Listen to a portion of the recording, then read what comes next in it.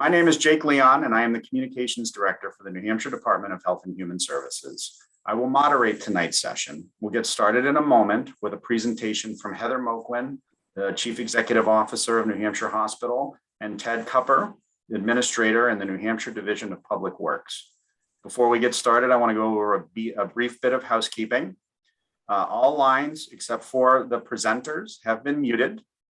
If you would like to ask questions, and we encourage you all to ask all of your questions, please use the Q&A feature in your Zoom and post your questions there. If you hover over your Zoom toolbar, you should see the Q&A option. Let us know if you don't see it. Please use the chat function for any technical issues. Can we hear you, or we can't hear you, we can't see you, things like that, and we will do our best to troubleshoot. To ensure that all of your questions are addressed, please use the Q&A option, which is visible to all participants during this presentation. Please note that there are members of the press. Hello, press. Thank you for joining us. We want you to be aware that there is media present. And with that, we're going to go ahead and get started. Please welcome Heather Moquin and Ted Cupper. Thanks, Jake. And I believe we're going to be screen sharing our presentation.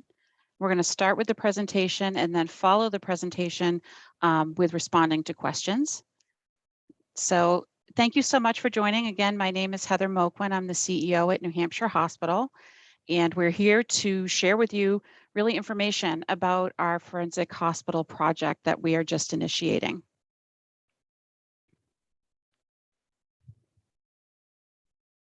So on the agenda for tonight is really a discussion about why we're constructing the forensic hospital.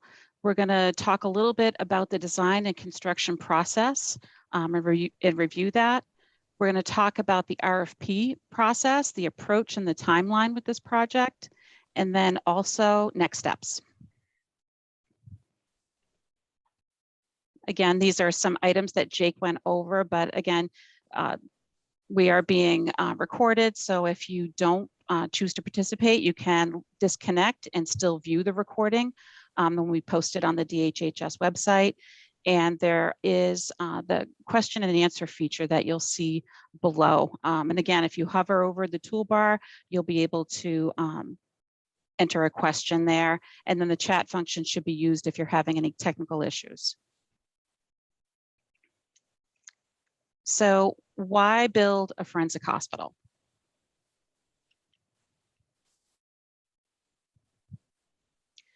In New Hampshire, there's no facility appropriate for treating acute mental illness for forensic patients, including those whom are civilly committed for treatment. Currently, most of these patients are cared for at the Secure Psychiatric Unit, or the SPU, within the men's state prison.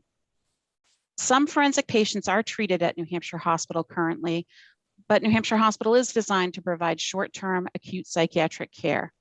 Forensic patients typically require longer length of stay for treatment, and because of this, access to treatment at New Hampshire Hospital can become restricted, and this can impact patients who are referred from emergency departments and can increase the wait list for New Hampshire Hospital. The state's 10-year mental health plan recommends improvements to mental health treatment for those involved in the criminal justice system, and ensuring that those with mental illness are provided with compassionate treatment in the least restrictive environment possible. Construction of a secure forensic hospital adjacent to New Hampshire Hospital will allow for skilled psychiatric treatment with some shared services and will provide a safe therapeutic environment for forensic patients. This next section of the presentation, design and construction, will be presented by Jason Teester. Jason is our Director of Facilities here at New Hampshire Hospital. Jason? Thank you, Heather. I'd like to flesh out some of the aspects of the design process and our goals for the project. The department intends to design a facility for up to 24 beds. And the design will allow additional units in the future if to be added on if required. There's great need for providing patient care to individuals that have a forensic aspect tied to their admission status. So the intention is to design and construct 24 beds with adequate space and support systems in place to provide for this future expansion. Current design conversations are focusing on a building adjacent to New Hampshire Hospital. We initially looked at some other areas on campus, but having the facility adjacent to New Hampshire Hospital will allow for workflow efficiency, take advantage of economies of scale and access to specialty services that we currently provide here at New Hampshire Hospital. And our design focus is going to be therapeutic, but safe environment for these types of patients. And we have chosen an architectural consultant based on their design expertise in forensic and psychiatric care. I want to talk also next slide about the design bid build approach. That's how we are proceeding with this project. We've been working in coordination with Division of Public Works, and we've selected a design firm to produce the full design for the 24-bed facility. This design contract is expected to go to Governor and Council later this month, most likely early next month, but we're moving forward. And this design firm was chosen with a panel of DHHS and Public Works employees, and they have experience in psychiatric and forensic facilities to build a building that focuses on safety, design, construction of behavioral health facilities. So we're looking at roughly 10 to 12 months for this design period. Once this phase is complete, then we will issue a request for construction bids. It's ambitious, but we're moving forward and hope to meet our goals. Once a construction bid is awarded and receives notice to proceed, the awarded firm will begin working with us and the design firm to begin construction. That will also need Governor and Council approval at that time. We're hoping to see construction of this facility ready for occupancy by the end of 2023. And it's better explained by this next slide that has a graphic timeline. And I'm going to turn it back over to our CEO, Heather Moquin, to talk about this. You're muted, Heather. Right. Thank you, Jason. So this timeline really has two lanes of activity that you can see in it. The top lane, the design phase, you can see that activity is really beginning now with both the public outreach meeting, but also the Governor and Council approval of the contract for our design firm. At that point, design work will move forward, you can see throughout the months here on the timeline.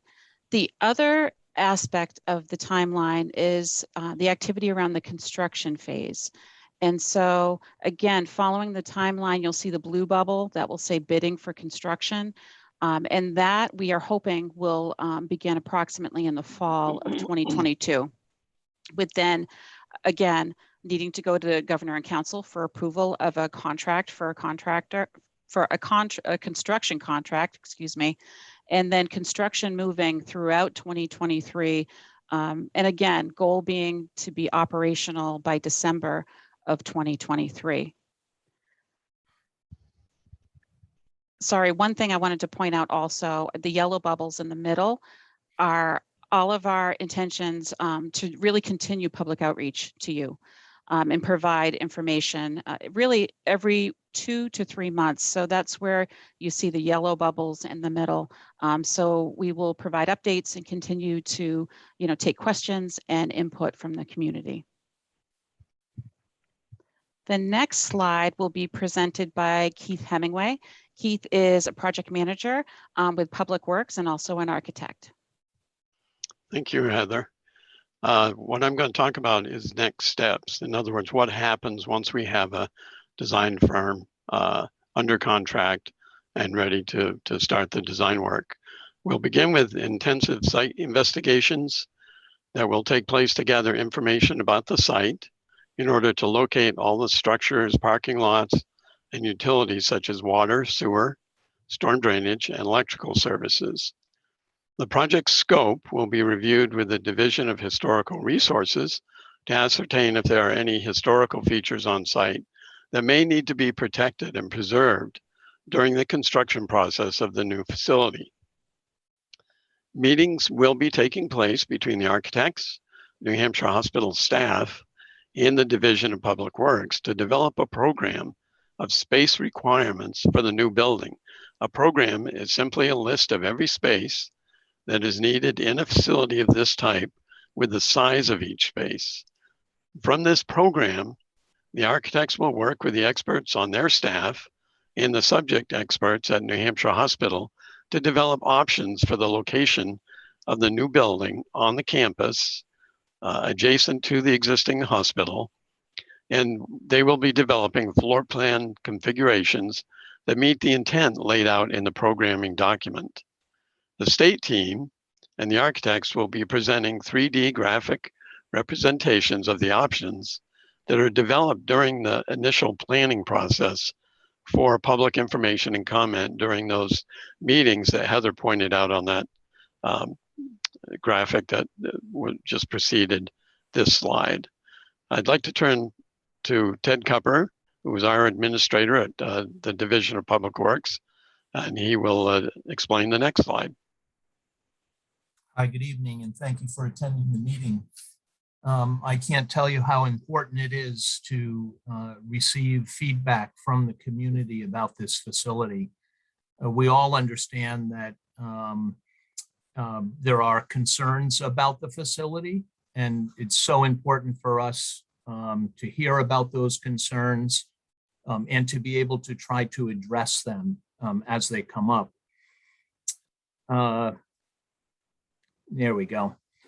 This next slide, as I mentioned, or as was mentioned earlier in the presentation, especially when you look at that schedule, we're at the very beginning of this project.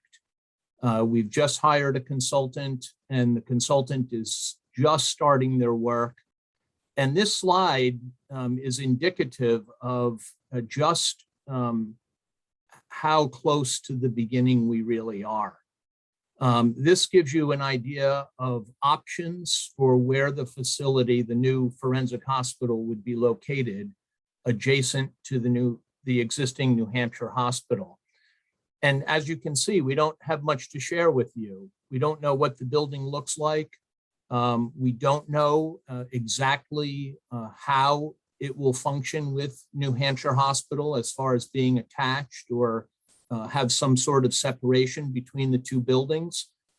But we have two locations that have been proposed that we're looking at for the new facility, A and B. And both of those would allow for some sort of connection to New Hampshire Hospital. As mentioned before, to share services such as food, laundry, and a connection for doctors in New Hampshire Hospital and staff in New Hampshire Hospital that would be treating the patients in this new facility.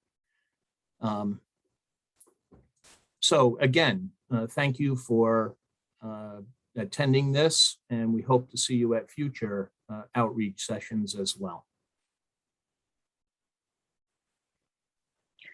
Thanks, Ted. So that concludes what we have to present tonight. We anticipated that there may be many questions, so we will take questions now.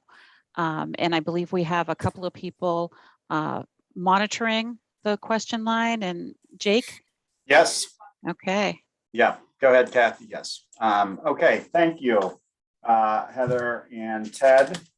I've been tracking the questions. A reminder, if you do have questions, please use the Q&A feature as opposed to the chat feature, which is for technical questions. We are going to be here until they are addressed. We'll just start with the order in which they come in. There might be some redundancies. The first one, please give a detailed description of the site selection process. Please include data gathered regarding infrastructure such as water, sewer, and traffic studies. Please describe why this site was the best. Ted, do you mind taking that question? No, I'd be happy to. Thank you. To put it simply, we were directed that the facility would be located in the South Office Park. Originally, it was to be located on the corner of South Fruit Street and Clinton Street, but upon further discussion about that, there were advantages to having it close to New Hampshire Hospital. Regarding the questions about infrastructure, those are all questions that I simply don't have an answer for you right now. But our consultant will be addressing all of those concerns. We're very much interested in, water capacity, sewer capacity, storm drainage from the facility and the associated parking. We're concerned about parking for the facility and how that will impact the site. Parking certainly moves towards the question of traffic in the city. A traffic study is planned for this project to evaluate how traffic that comes into this facility and leaves the facility, both for staff, visitors, anyone associated with this facility will impact city streets, particularly Pleasant Street, Clinton Street, and South Fruit Street. Those studies will have recommendations for intersection functioning and whether or not those intersections might require traffic signals. All of that will come out as part of this study. Jake? Thank you. The next question, how many sites were considered and where were they? Again, I'll take this one, Heather, if you don't mind. No, please. We were directed to put the facility in the South Office Park. There really hasn't been any activity trying to locate the facility in a different location as the question has asked. We're simply working at the directive of the governor's office to have the facility here. And quite frankly, it makes sense to have it near New Hampshire Hospital, where a lot of the experts that would provide treatment to the patients already exist. Jake? Thank you. Are there plans to have 60 beds in the future? And will the site accommodate this many patients, services, deliveries, employees, and visitors? Thanks, Jake. Regarding the number of patients at this point, 24 is the number that we're working with. As far as future expansion goes, that's really an unknown. There's been discussion about going as high as 60 patients total for this hospital, but truthfully, we really don't know what the necessary capacity is. We know it's at least 24. So that's, we're starting at that, and we're trying to be as efficient as we can and as diligent with planning as we can by having the controls within the hospital able to increase with census. But we truly don't know what that number will be or what is really needed. Thank you. Will the site allow outside activity providing adequate light and air, or will patients be limited to interior courtyards at the site?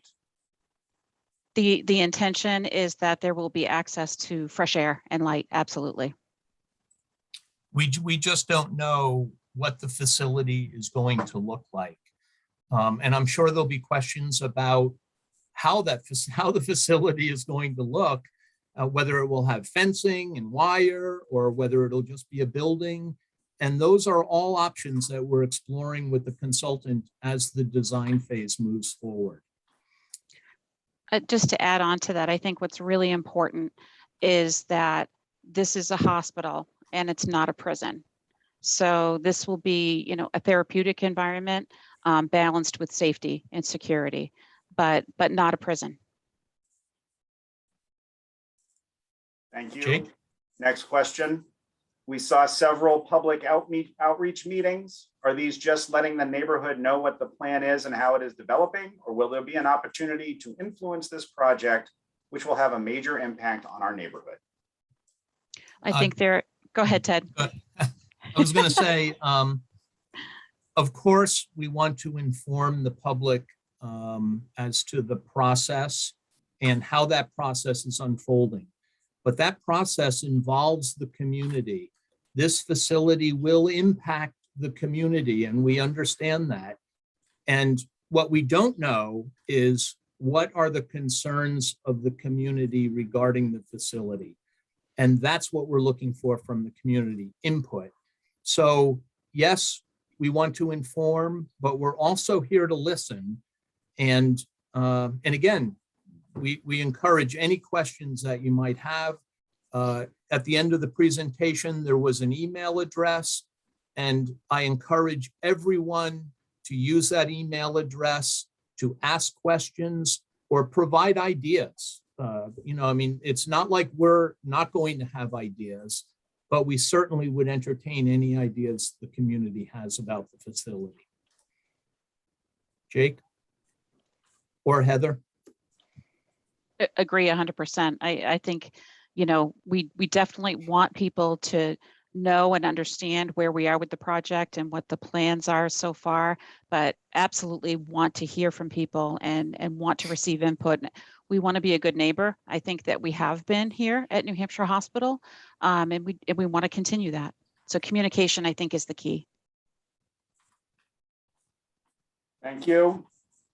The next question is, what is the level of security? Are there higher levels of security, or is this the highest level of secure facility? I'm not really sure how to answer that, except to say that the security in this forensic hospital will be higher than what we currently have at New Hampshire Hospital. How that compares to other settings like prisons, I can't say. I don't have knowledge about that, but we're going to work with the consultants on that issue, and they have experience in this area. So that will be a high priority, but I just don't have the knowledge to compare it to, you know, what may be in other settings and in other states. I hope that helps. Thank you. The next question, I believe, has been answered. What other locations were considered besides Clinton Street? The next one is similar, but has a piece that has not been answered yet. What will happen if during the design phase it is determined that the site won't accommodate the facility in future expansion? Are there alternative sites? Currently, there are no alternative sites, and we're pursuing a facility at this location. Again, there was some discussion about the expansion of the facility. Right now, we're anticipating that the facility would expand upward rather than outward. We're trying to impact the South Office Park as minimally as possible. So any expansion I would anticipate would be upward. Thank you, Ted. Just so everyone is aware, Ted mentioned using the email address provided at the end of the deck. It is currently in the chat. Please grab it from there. Let's see. Okay, next question. Pardon the ums. What design elements and or staffing will ensure security for the surrounding residential community and schools? So I would say, and I'll start this, Ted, and you can certainly add on if you have additional thoughts, but as we build the programming, both with our forensic psychiatry experts, as well as working with our campus police and the consultants around the design of the building, this hospital will have a different level of training for the staff. They will have a different level of security within the building. different security as far as outdoor space goes. So ensuring the public safety will really be a collaboration between our State Office Park Police that are currently here on staff at New Hampshire Hospital, but we will be expanding that staff, as well as different training, as well as work with our consultants and our forensic psychiatrists to talk about managing the population. And they have a lot of expertise in this area. So we're going to pull from all of those resources and develop a plan for the hospital. I'll add just a little bit to that. Before we begin, Kelly, if you can hear me, could you mute your microphone, please? So as Heather said, you know, it's a combination between the campus police and the staff to ensure security. But I want to point out that, you know, Heather also mentioned earlier that this isn't a prison. However, the folks in there, for all intents and purposes, are incarcerated. They won't be allowed to freely roam. They won't be allowed to come and go from the facility in the same manner that some of the patients at New Hampshire Hospital are allowed to move about. They'll be very much restricted to the facility, and observation of the patients will be nearly constant. So we don't expect that there will be an impact to the neighborhood from people wandering in and out of this facility. Heather, do you have anything Thank you. more? No, I thank you for adding that. And I was just also sitting thinking, you know, that again, this is a separate hospital from New Hampshire Hospital, and even beyond, you know, patients moving about the campus, which they won't do. They won't even move between this forensic hospital and New Hampshire Hospital. They're two distinct programs that will be accredited separately. So certainly there's some services and some staff that will be shared, but movement between the two buildings by patients, we don't anticipate will occur. Right. We don't even know at this point whether they'll be physically attached to one another. Right. Jake? Thank you. Okay. Some of these may have already been answered, but I'm going to run through them anyway. A series of questions posted together.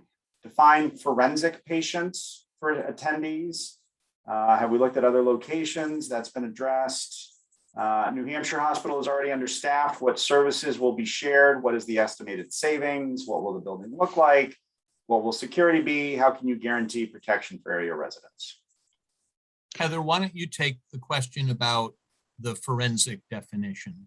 Sure. And really, I'm not a physician, nor a forensic psychiatrist, but really a layman's definition would be, you know, a forensic patient is someone with a serious mental illness who has had some involvement with the criminal justice system, and is then, in this case, civilly committed for hospital treatment.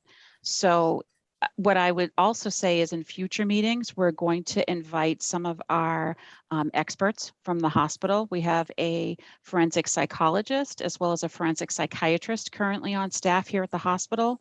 And I want to have them on a future call to talk a little bit about what these patients need for care and safety and security, and even talk through some of the legal differences that occur between these folks and the patients that are at New Hampshire Hospital.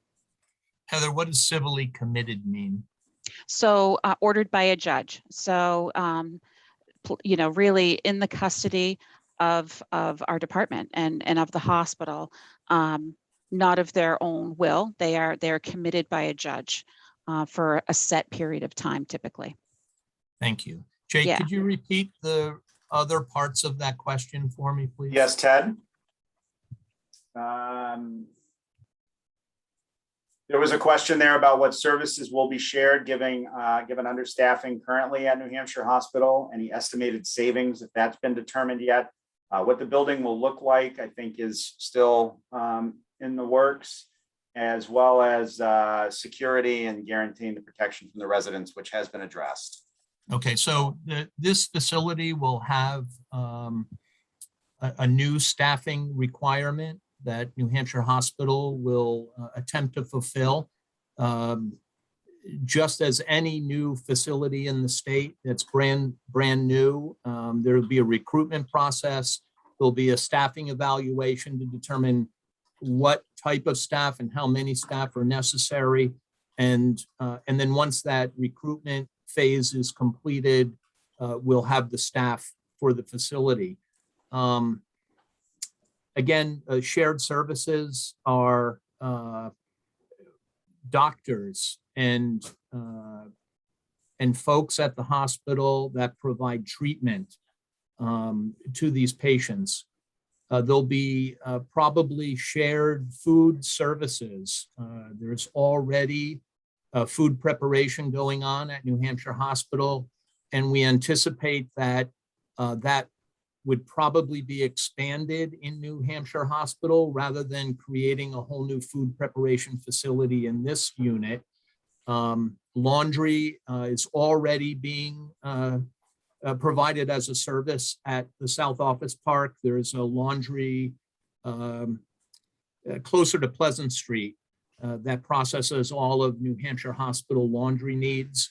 And we anticipate that that facility will also take care of laundry that occurs here. Security, sorry about the lights in the office, they're automatic. Security would probably be shared. There's already security on the South Office Park associated with the South Office Park in general and with New Hampshire Hospital. And we anticipate that they will also continue to provide security. There may be some additional staffing in that area as well. Jake, one more time, could you remind me some of the other questions? Yeah, I think the last question really that hasn't been addressed, I don't believe yet, is, and it does come up later anyway, but what services will be shared given the understaffing currently at New Hampshire Hospital? Right.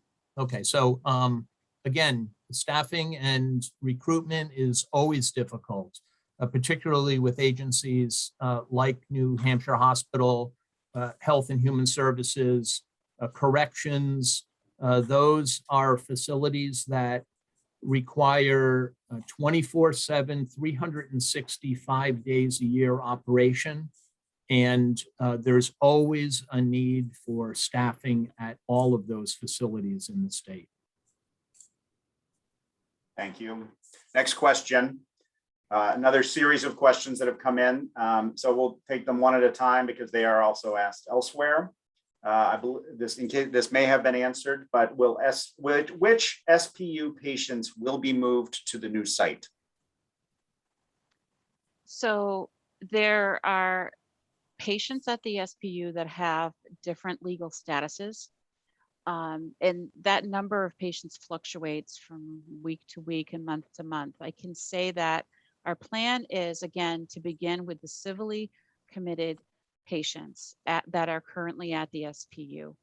There are some civilly committed patients currently at New Hampshire Hospital, but I think the first round of transfers will be from the SPU. Again, moving those patients from a prison setting into a hospital setting. Thank you, Heather. Will the state or a private company manage the hospital once it opens? New Hampshire Hospital will manage the hospital, the forensic hospital, I should say. So we will manage it just as we do New Hampshire Hospital. We will contract for clinician services as we do now. So it will be a very similar model of service to what currently happens at New Hampshire Hospital. Thank you. This is, let's see, I think we discussed whether it was a competitive bidding process in selecting the design firm. Yes, it was. If I could just answer that, Jake. Yep. So that it was competitive to select the design firm. I think we had 14 interested consultants. That was shortlisted to 4 or 5, and the shortlist concentrated on those with specific and actual experience designing a forensic hospital. We don't, we're not in the business of trying to figure it out as we go. We want the help of the experts that know about these types of facilities. And then related, what is the name of the design firm? Yeah, I'm sorry, we can't give that out at this time. State law prevents us from discussing that until the governor and council approves their contract. And so we do anticipate it arriving on a governor and council agenda in the coming weeks and months, or I know we need to tread lightly there, but well, we it is moving anticipate, forward. yeah, we anticipate that it'll be an agenda item in one of the October or one of the November governor and council meetings. Appreciate that, Ted. Thank you. Are 24 beds enough? New Hampshire Hospital has a 24-bed forensic unit, and at the start of the year, there were 35 patients at the SPU. I don't know if 24 is enough. I think that we're going to have to wait and see. There's a number of other sort of community services that are concurrently being built up within DHHS and the Bureau of Mental Health Services. So it's hard to predict where we'll be at the end of 2023. Certainly, we do have a forensic unit at New Hampshire Hospital. Not all of those patients are civilly committed patients. So there are different legal statuses that are there. So I don't have an answer. And I think that we think we will need more than 24. And that's why we are doing some preemptive planning for that, but we don't in the end know the real number. Thank you, Heather. And I know this has come up, but a specific question, have any existing facilities been considered, such as the Sununu Youth Services Center? I don't believe the Sununu Center would be an option. My understanding is that that facility is for children, for youth only. That's my understanding as well, Jake. Thank you. Yeah, I don't think that facility is adequate, nor was it designed to house the population that we're talking about here. It's certainly not a facility that is secure enough to house these folks. Thank you, Ted. The design consultant question comes up again, waiting for that to appear on a GNC agenda. Will there be a traffic study? Clinton Street is a nightmare already. The answer to that, Ted, I believe you said was yes, there will be. The consultants will do a design study. There will be, and I'll just expand on that a little bit. We've already had some projects over in the South Office Park, and the city has been very much concerned about the traffic, particularly on South Fruit Street and Pleasant Street. I would anticipate that a traffic study undertaken for this facility would take a look at the entire South Office Park and update whatever traffic studies have been done to ensure that we capture an accurate comings and goings of vehicles and pedestrians, but primarily vehicles in and out of the South Office Park. This isn't going to be a quick and dirty thing that we're going to try to put together. It'll be a very thorough study that will look at all the entrances, look at all the facilities, probably undertake car counts, parking counts. We'll update, parking capacities throughout the South Office Park. And that will result in a consultant that's hired to do the traffic study in them making recommendations about all of the intersections. So any intersections, I know we have a couple on Pleasant Street. There's at least one major intersection on South Fruit Street, but there's a couple of minor ones on South Fruit as well. and then, of course, the one on Clinton Street. All of those will be evaluated, and there'll be recommendations for improvements at all of those intersections. What we don't know is what the capacities of the city streets are. And I understand that there are capacity issues already with city streets surrounding the facility, but we don't have the numbers on the capacity. And we'll work with the city engineering department to evaluate city streets and see what kind of off-site impacts this facility might cause the city, and what might need to be accomplished to expand capacities on roadways. But again, those are all things that are going to be explored as we move through the design phase and the traffic study is completed. Jake? Thank you, Ted. Has there been a decision on who will run the facility? Yes, New Hampshire Hospital staff and providers, state providers, as currently takes place at New Hampshire Hospital today. Will any green space be modified for parking along the South Spring Street side? It appears a good deal of parking will be lost with the construction. That's true. And it's certainly a concern of ours. So not only will parking be lost to construct the facility, but we'll need additional parking for staff that will man the new facility. So new parking will definitely be constructed as part of this facility. Again, we don't know where that's going to be yet. I don't anticipate that it's going to be between South Street and New Hampshire Hospital. But again, we haven't gotten far enough into it to make a definitive decision about where the parking's going to go or how it's going to function with New Hampshire Hospital in this new facility yet. Thank you. Will the field on the corner of Fruit and Clinton be left a field? As much as possible.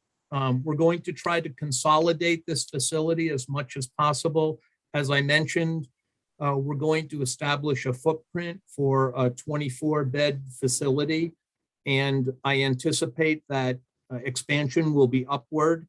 Parking, at the very worst, will be expanded towards the South Fruit Street side of this facility, but it'll be kept as close to the facility as possible, and perhaps even be between South Street and this facility. But there's so many questions that need to be answered. Where do we put the storm drainage that runs off the building and the parking lots? What are our storm drainage systems that are out there now? How are they working? How are they functioning? How do they need to be improved in conjunction with this facility? So I would say that the worst case scenario would be parking that would be expanded towards South Fruit Street, but I don't anticipate that big field being entirely taken over by parking at this time. Thank you, Ted. This next question, I believe, has been answered. Is this a 24-unit or a 60-unit facility? What happens if A or B don't fit your site? Heather, I believe you said we were trying to maintain flexibility to expand the number of beds as we need to. Correct. Thank you. I know we may not know the answer to this yet, but how many staff will be hired? Will it be 3 shifts in collaboration with the shifts at New Hampshire Hospital? I don't know how many staff will be hired. We will be working again with our consultants to talk about safety and supervision. There will be, certainly it'll be 24 hours, but will it be 12-hour shifts or 3 8-hour shifts? I don't know that yet. And I'll add to that any parking considerations would provide space for overlapping shifts arriving and leaving. So While it might seem after we're all done, like there's a lot of parking, we'll just have enough parking to provide for that overlap between the shifts. All right, before we move on to the next question, I want to address a point that's made in the Q&A that we keep mentioning South Street. I believe that's meant to be a reference to South Spring Street rather than South Street. Excuse me. Well, I guess so. I'm a little confused. I thought what bordered the facility was Pleasant Street, South Fruit Street, Clinton Street, and then South Street. Is it South Spring or Street. South Spring Street? Yeah. Yeah. So Where I my grew up, Sarah. references to South Street is really South Spring. I'm sorry about that. Yeah, South Spring Street folks, we're not going to let them get away with that. Will the state still use SPU for civilly committed patients if there is no room in the new hospital? Will the building be constructed with the possibility for expansion? I think the answers there are no. It will not use the SPU. Yes, will be constructed with the possibility of expansion. Heather, is that correct? You lost me a little bit, Jake. I think the question is, if there are not enough beds at this forensic hospital, would patients then go to the SPU? And I don't know the answer to that. I don't think so. I think that civilly committed patients will be managed by New Hampshire Hospital and by New Hampshire Forensic Hospital. But again, it's we're a ways out. We've got to really look again at census and capacity. Thank you. Doesn't design build really mean the lowest bidder gets the project? Okay, I'll answer that. So the process that we're operating under is design, bid, build. So we intend to go through a design phase that completes 100% construction documents, plans and specifications for the facility, put those out to bid, and then pre-qualified contractors will have the opportunity to bid on this project on those construction drawings. As per state law, we're required to accept, unless there's some overriding reason not to, we're required to accept the low bid. That's state law. And that's how the DPW works right now. All of our projects are design, bid, build, and they go out to bid to pre-qualified contractors, and we accept the lowest bid. Thank you. How do you secure the location properly? Are we talking a large perimeter wall? Again, we don't know that answer. There's been a lot of discussion about that, but it's all at this point speculative. We really need to sit down with our consultants and figure out what will work best for New Hampshire Hospital. Thank you, Ted. There are at least 4 schools, including elementary schools, in the immediate area. How will you guarantee the continued safety of our children and classmates as they travel between home, school, and Memorial Field for classes and after-school events, after-school sports?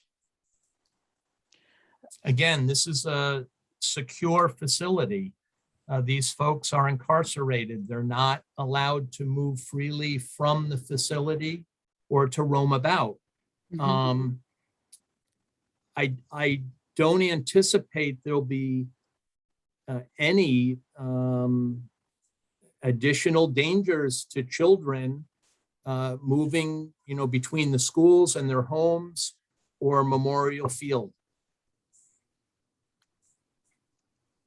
Okay, thank you. I think the next question is similar about the neighborhood and recognizing the need for the facility, but have we exhausted the search? We've addressed that. You said the patients will have a safe environment. How will the neighborhoods be kept safe? And Ted just addressed that, Heather, as well. I do think it's important for everyone to know, and many of you I'm sure do who live here, that this campus does have security, and that security is a troop with this New Hampshire State Police. Could you just repeat that question again, Jake? You Please. said the patients will have a safe environment, but how will the neighbors be kept safe? Okay. And again, we don't anticipate there'll be any increased unsafe activity for the neighborhood, but we're certainly here to listen to concerns, specific concerns about safety and what you might be anticipating might be unsafe conditions. We don't know, we're not anticipating them, so we can't guess at what the general public's concerns are about the fears. What we want to hear is specifically, what are your concerns? What are your fears about safety? And then we can work to address those. And Jake, I'd just like to add that, as far as neighborhood safety is concerned, it's always been a priority of New Hampshire Hospital to maintain safety here on the campus and within the neighborhood. And so part of, our internal work here with, again, our staff and our psychiatrists and, social workers, our entire team, is that we evaluate patients very carefully as they move through, different levels of security up to discharge from the hospital. And that would be, for this population, it's that much more heightened. And there are a number of risk assessments, and there's really just a tremendous amount of work and mitigation around risk. So it's happening now. It will continue to happen with the forensic hospital, but at an even more heightened level. And again, with our forensic specialists. Thank you. If construction will not term until 2023, why not use an existing building such as the Sununu Center, which was designed for such a facility, and that will close in 2023? I do know that those timelines maybe recently have meshed, but this process began before that was known about the security, about the Sununu Center. And to Ted's point earlier, there is not a facility, an existing facility in New Hampshire right now that can provide the appropriate level of security and therapeutic environment. That's right. And I'd like to reiterate the fact that the Sununu Center was never designed to house a population like this. It was designed for a completely different population and a completely different treatment program for that population. Thank you, Ted. Another staffing related question. Will current New Hampshire Hospital and or SPU staff move to the new facility? Or will new staff be needed? I know that that is still an open question that will be determined when when we're further along in the process. I don't know if there's anything more to add there, Heather. No, I would say we're going to follow our usual processes, which will be that, when we are beginning the recruitment phase, those positions will be posted, and those will be posted internally initially and then externally. So certainly people won't be prohibited from applying for or transferring to, but we won't be forcing that move. I mean, we have as Ted said, that this is healthcare. There are open positions in many areas of the department, but we'll recruit and they'll be posted. So it will be an option, but I don't anticipate that we will be forcing transfers by any means. Thank you. Okay, this question is a twist on earlier questions. How about concerns for parents with kids in the local schools with the type of patients that will be eventually re-entering the local community? Heather, could you speak maybe to discharge planning a bit on that? Mm-hmm. Sure. The discharge planning process is pretty vigorous. And again, some of these civilly committed folks are currently at New Hampshire Hospital now. Sometimes they are committed directly here by a judge, and other times they step down to New Hampshire Hospital from the SPU. So the process, again, is extremely vigorous in working with the community, working through risk assessments, working with really the entire mental health team. And typically it is much longer for these patients. They have serious mental illness, and Sometimes the length of stay can be years before, they reach a level of stability where they can be safely moved. Before that happens, there are many steps and many levels of care and supervision that they go through before that happens. So again, I would reiterate that that is the process now. I would anticipate, again, with the forensic hospital, that it would be that much more rigorous of a process, and again, with keeping public safety in mind. Thank you. What will the security be again? And to ensure there's not a risk of patients leaving the facility out without approval. I think as an abutter, we have on more than one occasion experienced New Hampshire staff on foot and in vehicles looking for missing patients in our area. Different security levels for different patient needs is certainly part of that, right, Heather? Absolutely, yeah. As we move forward with the design, the security will not be the same as at New Hampshire Hospital. So it will be a heightened level of security. And I would also, just to add on, I think that Ted mentioned it earlier, we do have our campus police here. This facility will require an increase in staffing. And I've already had some conversations with our staff here about that. So they are anticipating that and planning for that. Okay, thank you, Heather. Consideration of schools, Memorial Field, walking trails, and students' feeling of safety and security. I believe we have addressed that. Heather or Ted, is there anything more you'd like to add on to that? No, I think we've covered that. Okay, who's likely to be, oh, go ahead, Heather. Sorry, I was just going to say the only other thing that I would say about transitions towards discharge is that for people to keep in mind that discharge is not always in this area. So the approach by our social work staff is to connect with the community mental health center from where the patient originally came from, their home community. When they are nearing discharge, that's when connections happen. So that may be anywhere in the state. And so it's not, I don't want there to be a perception that all of these patients are going to be treated here at the forensic hospital and then they're going to be discharged into the Concord community, because that's not the case.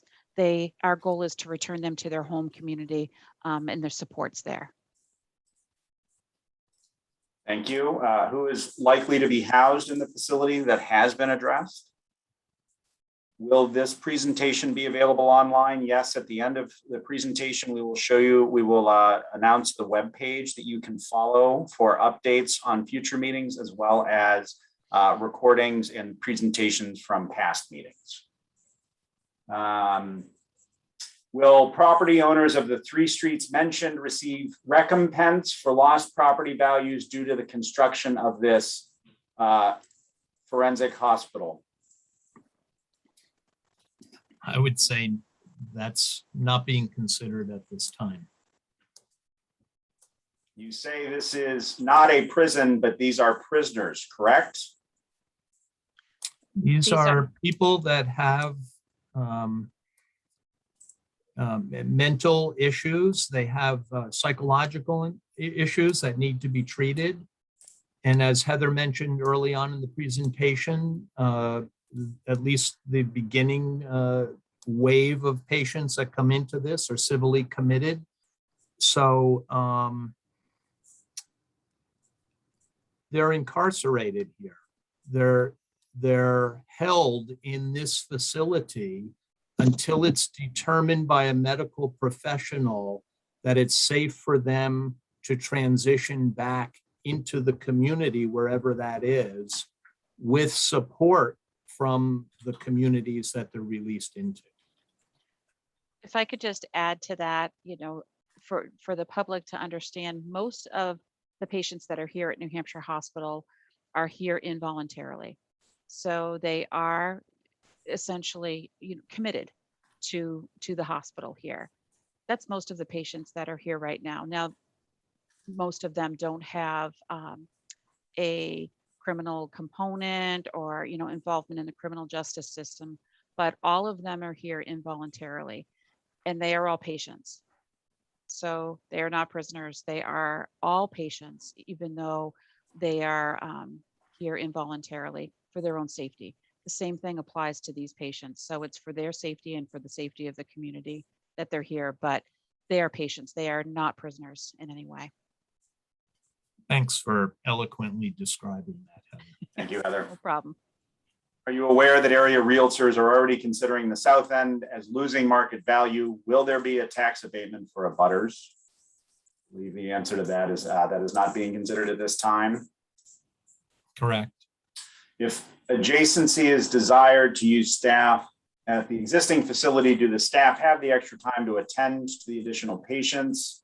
The staffing plan is still being determined, but there will be additional staff brought in, certainly to care and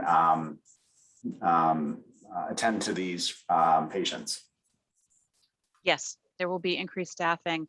And in particular, when we talk about shared services, it's more in the support services area. So areas like housekeeping, laundry, food and nutrition. So that staff will be shared, the service will be shared, but we have to increase staffing to accommodate that. Thank you. The clinical staffing. Yeah. Support staff, yeah. Okay. And okay. Why would a building such as the Philbrook Center not be modified? It was previously used by New Hampshire Hospital, was it not? Again, I'll take that one. I believe the Philbrook Center was originally used for youth, treatments for youth, and the facility was never designed to house a population like this. The facility, the Philbrook Center, is an older facility, and it's been converted to offices and then reconverted back into services for youth. It's just not an appropriate facility to house this population.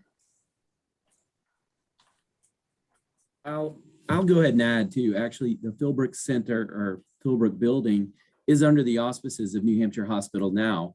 And we do have staff there currently, as well as a transitional housing element, 16 beds at the Philbrook building.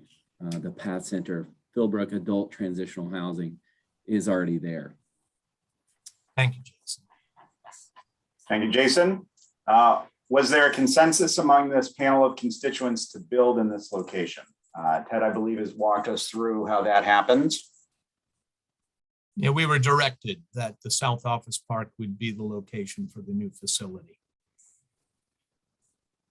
Thank you. Thank you for holding this community outreach meeting. Do you anticipate this project creating additional full-time jobs? If so, what types of jobs and wages? Absolutely, many full-time jobs at the new forensic hospital. As far as wages go, I think that you're able to do a comparison. If you go on the state of New Hampshire website, you can look at various job roles from, nurses to social work, psychology. So I would encourage people, as well as support services. As we mentioned, we're going to need additional food and nutrition. We're going to need dietitians. We're going to need facilities staff.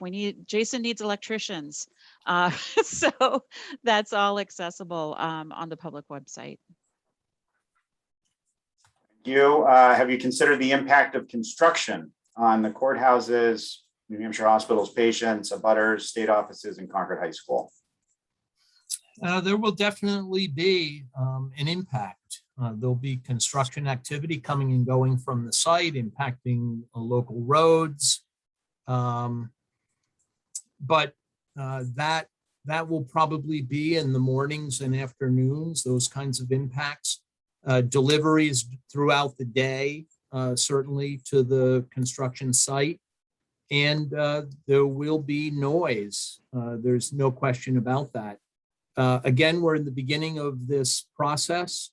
We have not gotten to the point where we can begin to discuss this with the court folks to determine what kind of impacts particularly noise they might experience. But I'll remind everybody that, we constructed a brand new Merrimack County courthouse behind the existing courthouse while it was functioning. So I don't anticipate that this is going to shut down court services. And I don't think that the construction activity, the comings and goings of construction personnel and equipment and materials are going to impact the court being able to function just the way it is right now. Thank you, Ted. Are all the occupants, or will all the occupants be pre and post conviction patients? To answer that question, I think these patients have not been convicted of a crime. So most often they are found incompetent to stand trial and then go before a judge who makes a recommendation for placement, really, for psychiatric care.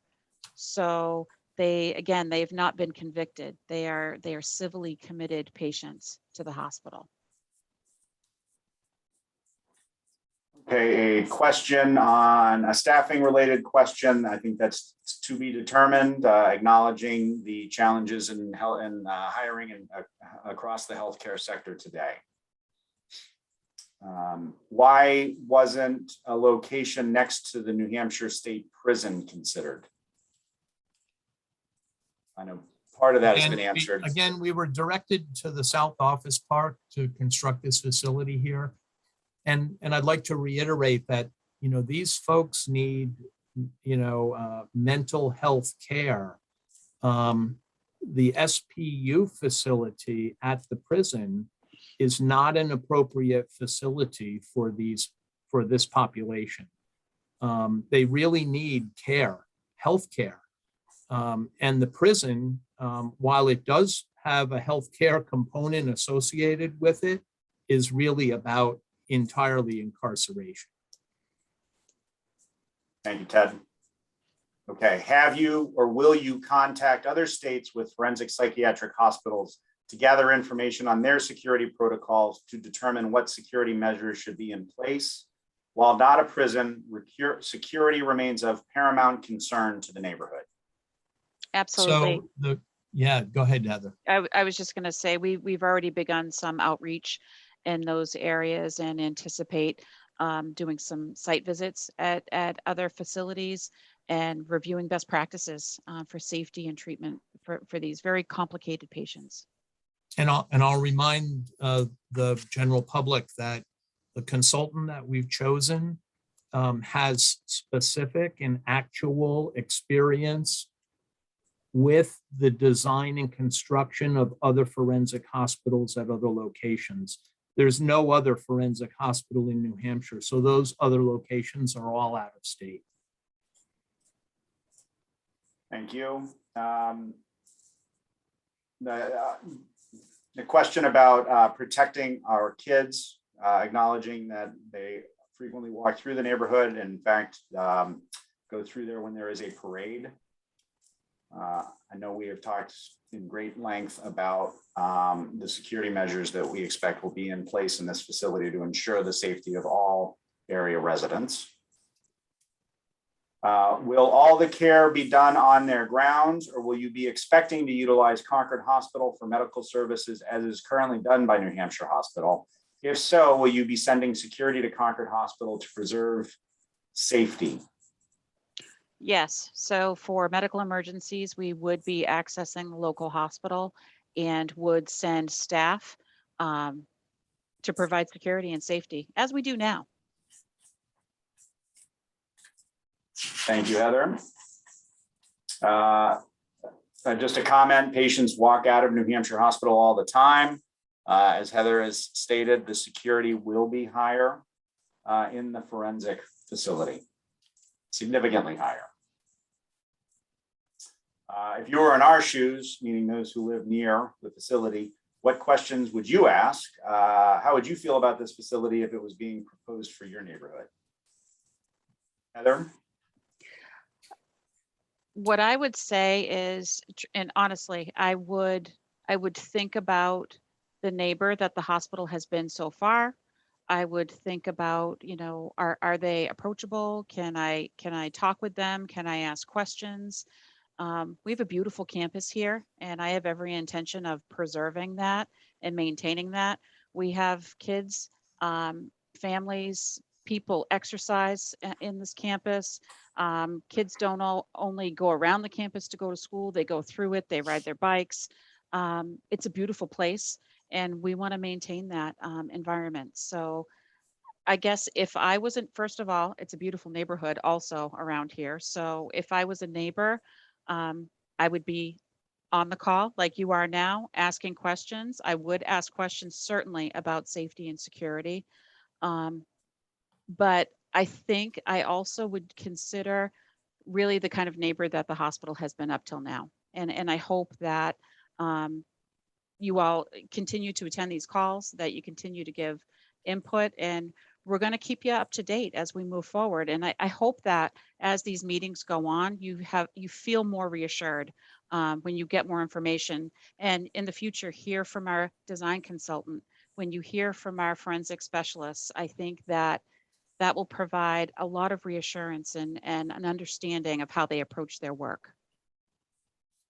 Thank you, Heather. And I might just add that, you know, many of the questions that I'm hearing right now would be questions I would be asking. Mm-hmm. I don't think there's an inappropriate question to ask here. And I'm encouraged by hearing the wide variety of questions about the facility and how it's going to impact the neighborhood. This is exactly what we're looking for. Will this facility have fencing and razor wire like it does at the prison today? Again, you know, we don't envision a facility that looks like a prison at this location. But we don't know what the facility is going to look like. That is part of the design process, and it will unfold. And as that process unfolds, we'll be sharing information with folks, visual information, 3D renderings, perhaps even pictures of other facilities that we're interested in having this one look like. But again, we're so early in the process, we don't know what it's going to look like. But I will assure everyone that you shouldn't expect to look out your windows and see a prison in this location. That's not what this facility is going to look like. Thank you. A question about whether the state would continue to use the SPU if there is no room at the new hospital. Heather has addressed that. Yeah, I don't think we can really at this point look that far in the future, but it's definitely something for consideration and planning of census. To ensure capacity in this Mhm. proposed site. Correct. Okay. Another question about looking at a better suited neighborhood or location. I think that we have addressed that. Has there been a question about building the SPU larger than what would be needed for 24 beds to start instead of constructing a new facility and likely needing to expand it later? I think the SPU has been determined to be not a conducive environment, as well as they have managed to provide the therapeutic environment that these patients need. Correct. And, you know, as far as building a bigger facility now in anticipation of an expansion in order to save money, who wouldn't want to do that? But we're limited, we're constrained by the budget that we have for this particular facility. And we're shooting for 24 beds based on that budget. Thank you, Ted. When do you anticipate changing New Hampshire laws? Over the next 2 years, the law will have to be reviewed. We do have attorneys at DHHS reviewing that to determine what will need to be altered as we move forward. Luckily, we have some time. So I would say over the next 2 years, we'll have to make some adjustments that allow for these patients to be cared for at the forensic hospital. Will the potential of property values on abutting properties be considered? Not at this time. And I don't want to avoid this question, but we don't anticipate that this facility will reduce the values of the abutters property. And I'm sure there's a lot of head shaking when I say that and a lot of disagreement with that. But I might just mention here that this particular location has been the site of mental health care facilities for over 100 years.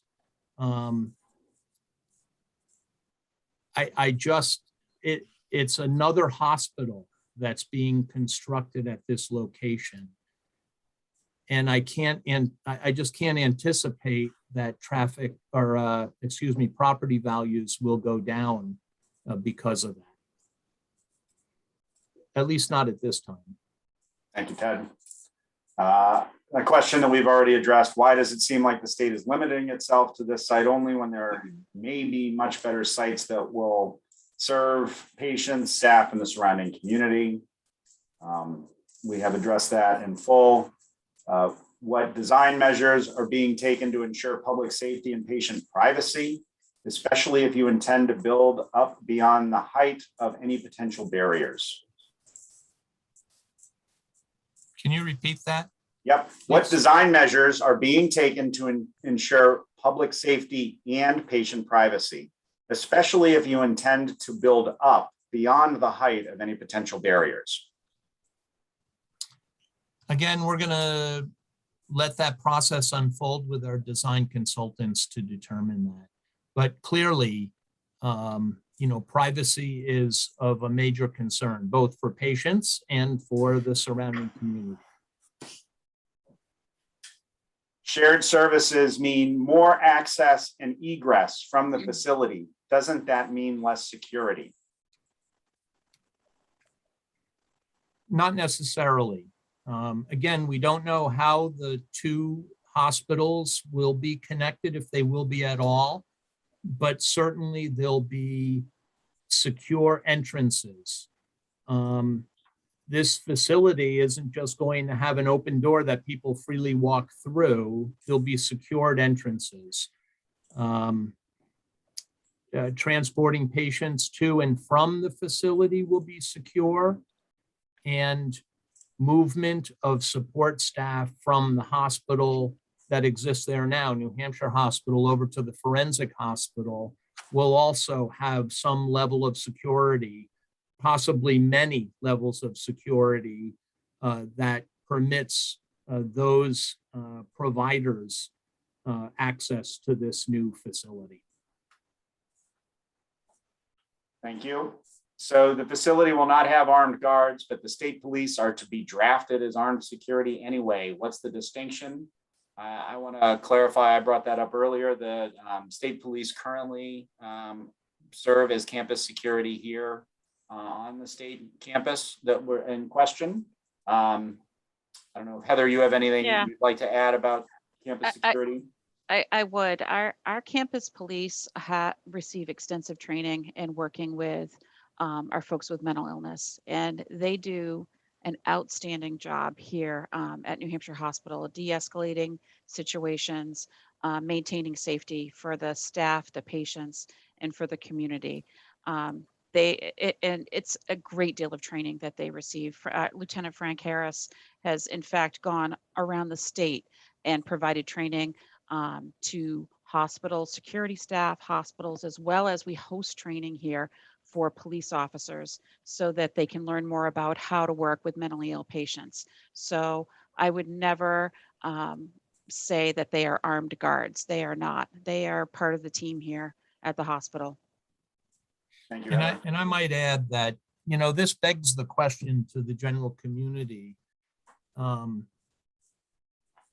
What do these patients look like to you? What do you think they are? And to answer that question, I would say that, we're not planning, guard towers and razor wire and armed guards patrolling all the time, because these are folks that have mental health issues that need care, and they need to be secure. And we don't have to have a prison-like facility in order to make this facility secure. Thank you, Ted. What community-based rehabilitation services are available to people as they discharge out into the community, such as long-term wraparound services?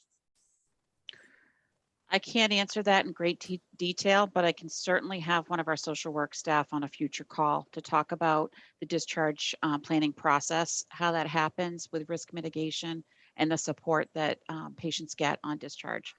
So I'm happy to do that. I'm just not an expert on all of those community resources. Thank you. We'll make a note to make sure that that resource is available on the next call, the next conversation session. What can the community, private entities do to assist in making sure people successfully gradually transition to the lowest level of care possible? Will Medicaid help pay for these services? Heather, I don't know if that's the same answer as to the last question. Yeah, it is. And I think it's a great question that I'd love to have a social worker on to talk about some of the specific things that are covered. Medicaid covers many, many services. Again, I just can't speak to them in detail, but what do we need more of? I think that the department would say we need more vendors. We need more people to work in mental health care. But it's a big question, but a valid one. Are any of these individuals child rapists or murderers? Perhaps, yes. Yes, but again, as these patients move through the criminal justice system, they receive a great deal of assessment and evaluation to determine the path really forward for them.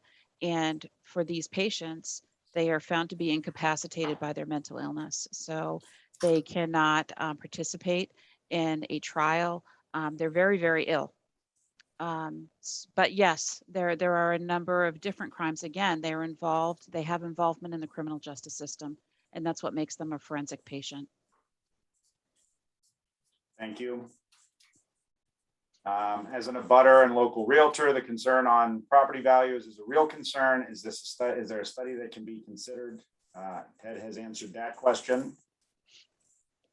What about discharge to transitional housing? That is a question that we're going to be prepared to address in full at our next public information session.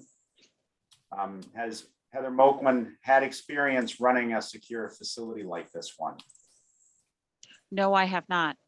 I've not run a forensic facility before, but part of what I will do is I'm going to contract with people that this is their area of expertise. So we're going to have forensic psychiatrists. We'll have a director of the forensic program. We will have behavioralists on staff, as well as social workers, relying on our campus police. And then the physical structure will provide a great deal of security. So I'm relying on our consultants as far as the design is concerned. So my goal, always is to surround myself with people that can guide me and are subject matter experts. So that's what I'm going to do with this project. Thank you, Heather. To clarify for folks, can you describe what elements are required for a forensic hospital that are not found at facilities like the Sununu Center or the Philbrook Center? I guess I can start, Ted, on that. So there are very specific elements required for Joint Commission accreditation and also for building a facility like this. And so they are regulations, they are codes, they are programming details, they are security details, they are safety details around protecting patients, all of the details that go along with building, magnified by many, many times. So that's why I think, when Ted was talking about the Sununu Center, for example, it would be in my opinion, extremely difficult to ever get to a level of compliance that we need for this population of patients. I hope that answers your question. Thank you. When I Google forensic hospital, every single image is of a high-level security facility, looks exactly like a prison. Is this site downtown in a residential neighborhood the best location? It is a fact patients will be coming from the New Hampshire State Prison SPU. I do think we've addressed that part of it. I think our Heather, we will know more about what it will look like when we move on to later phases. Yeah, and I think Ted touched on that in saying that as we move forward, we'll have renderings to share, and the public can, get an idea of what this will look like. But it is not a prison. It's going to look like a hospital. That's right. And related, can you outline any security features other than there are no guards and it does not physically resemble a prison? I think the answer to that is. Say again, Jake. Can you outline any security features other than there are no guards and it does not physically resemble a prison? And I think the answer to that is that we will be doing that in future sessions. Right, and that there are many layers of security that will be provided to this building, as well as the security of campus police and staff supervision. Thank you. We're approaching the end of the submitted questions.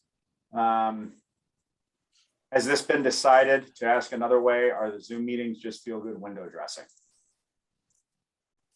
I'm sorry, Jake, I really can't. Has hear you this that been well. decided? To ask another way, are these meetings just feel good window dressing? We're putting ourselves out there, asking questions and encouraging input from the general public. We certainly take all questions seriously. We're not trying to avoid answering any questions. We're simply very early in the design phase of the project. I don't consider this window dressing. We're very much interested in knowing what the concerns of the neighborhood are so that we can bring those concerns to our consultants so that the facility that we do design and construct at this location will fit in the community as best as it can. Thank you, Jake. Ted.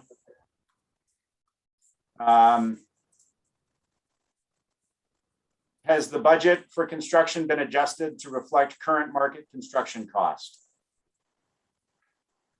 Again, budgets are appropriated and given to projects.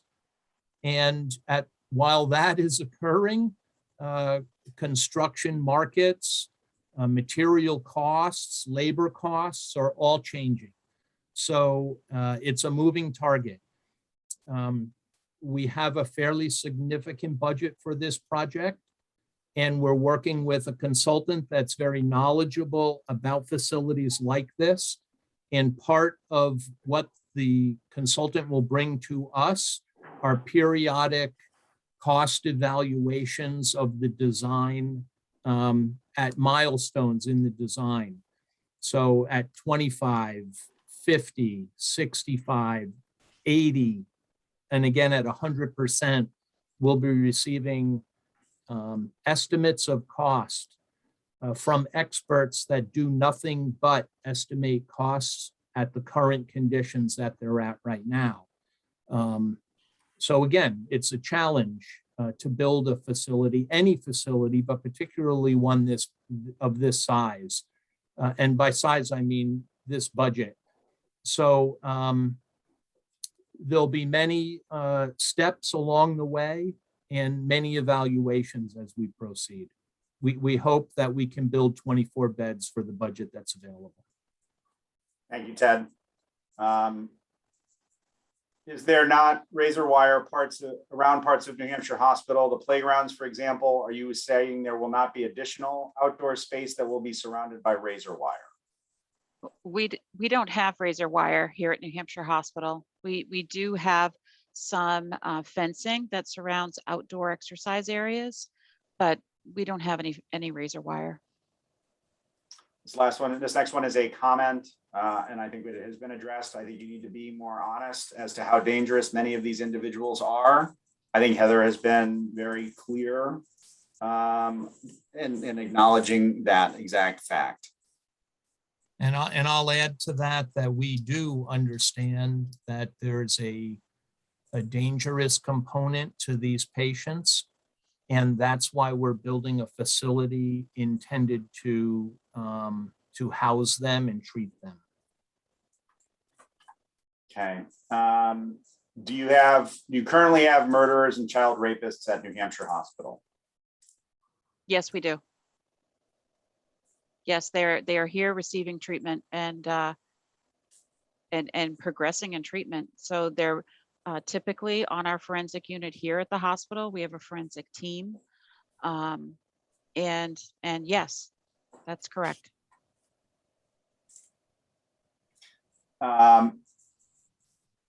Sorry, I missed one. Can someone share the hope and excitement that New Hampshire family members and loved ones of people who will utilize this facility feel about this important step that New Hampshire is taking? I would say my impression is that families are struggling right now with their family members who are civilly committed being housed and treated in the prison system. They have more limitations than we will have just by virtue of being a prison. Families want to feel like their patients are really receiving a therapeutic treatment. So, I mean, if it was my family member, I would be very happy to think about my patient being in a hospital setting versus a prison setting. And that's not to say that the SPU doesn't provide care, good care. They do. But it's a prison. It's a prison setting. And they do the very best they can. And I think they provide excellent care. But at the end of the day, these patients need to be in a hospital and need to be treated appropriately. And I think the other benefit for these families and for these patients is that there'll be a continuity of service. So they will be with a team and not have a break in service or a transition to a different care team. They will be admitted here and remain with the team all the way through to discharge. And for patients that begin treatment at the SPU, there is a fracture or a transition in care that has to happen as they move from one team to another. For the patients now, they will have really good continuity of care and service. So if it was my family member, I would be very happy to hear that they wouldn't have to start treatment in a prison. Thank you, Heather. Another question about the patient-based murders and rapists and requesting a impact on property values. That Ted has addressed that question. We'd understand that no other sites will be considered now or in the future as the project develops. Ted has answered that. Not at this time. So this has come up again, and I thought it was well answered, but what kinds of concerns would you have if this facility was being built in your neighborhood? Would you be okay with this facility in your neighborhood? I think Ted and Heather both expressed that the questions that are being posed today are the types of questions they would want to ask. Mm-hmm. Do you plan on going through the planning board process? By state law, we're required to have an informational meeting with the planning board to inform them about the project.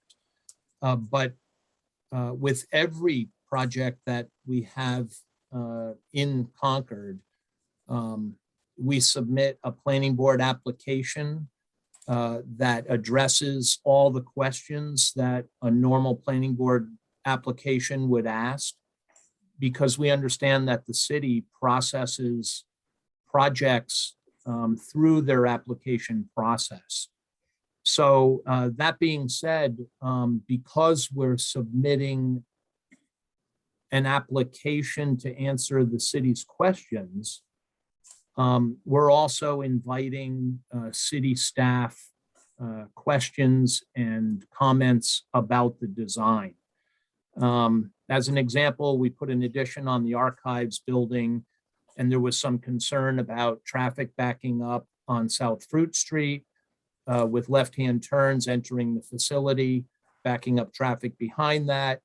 We didn't have money in the budget, but we found money and we built a bypass in conjunction with the city to prevent that from happening. So just like this meeting where we're listening and we want to hear comments about the design, we also are very keen on understanding the concerns of the city, the engineering department, the planning staff, the planning board, and whenever it's possible, we will try to comply with their comments or address their comments.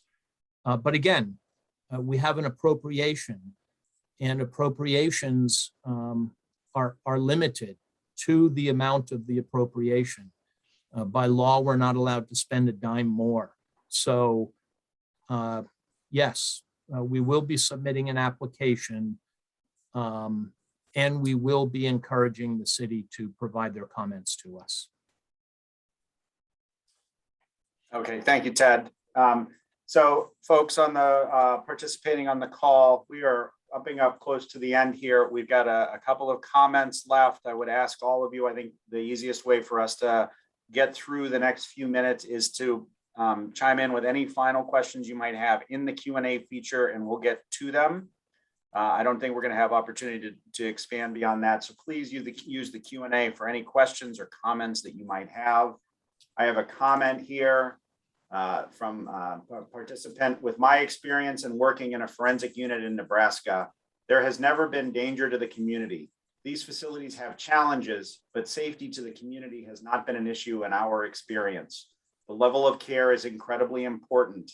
Thank you for answering all the tough questions based in stigma. Thank you. And finally, this is a long overdue project. This helps our families and communities to provide proper mental health treatment. Thank you for providing those comments.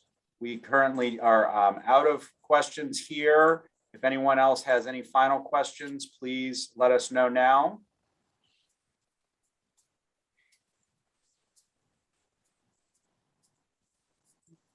Okay, thank you. That appears to be the end. As we've said, this marks the first information session on this project. We will be back in front of you, either on Zoom or if we can, in person at a time that's available, appropriate to provide an update. One last question, I think for Ted. When looking at other facilities in different states, can the property values be looked at as well? I don't know if any designer has any input on that, Ted. I don't think that's within the scope of what the designer provides or what we're looking to do. We'll certainly put that question out there to our designers to see what they have to say about property values. Thank you. And Jake, if there are no more questions, could you or someone put up the email address as well, just so the folks that are attending the meeting can see that one last time, please? Yep, it's in the chat, but we are going to share the screen again so that everyone can see it.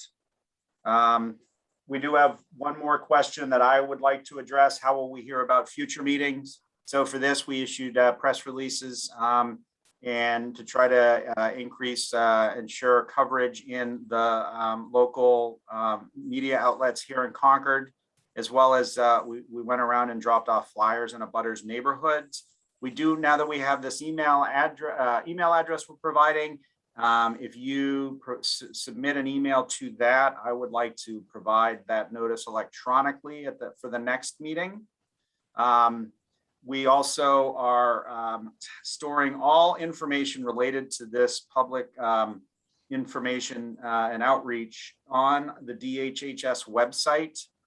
You will see today's meeting is already posted on the webpage that will be shared. The video or the recording of today's session, the recording of today's session will also be captured on that page when it is available, and future meetings will be posted and highlighted there. We are looking for ways to communicate upcoming meetings to you directly.